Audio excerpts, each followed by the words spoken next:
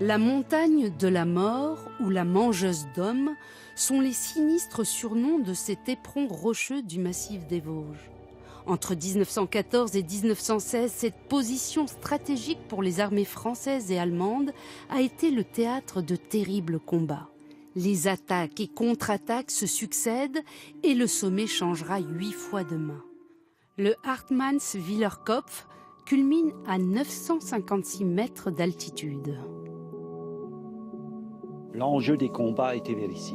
C'était la vue sur la plaine d'Alsace. C'était un endroit idéalement placé avec une vue à 180 degrés sur la plaine d'Alsace. Ce champ de bataille où plus de 7000 soldats français et allemands ont péri est l'un des mieux conservés. 90 km de tranchées et 6000 abris sont encore visibles. 100 ans plus tard, le site est désormais un haut lieu de mémoire et de réconciliation franco-allemande.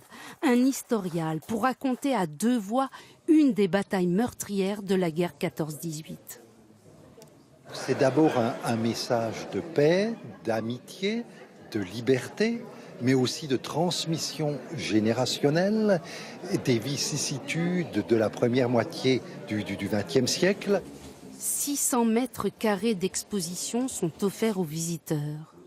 Des films en 2 langues sont projetés pour raconter les origines de cette guerre. On y découvre les souffrances endurées par les soldats sur les 2 fronts. Français et Allemands subissent les mêmes épreuves. Le froid, la faim, la saleté, l'attente avant les combats et la pluie d'obus. À une vingtaine de mètres seulement les uns des autres.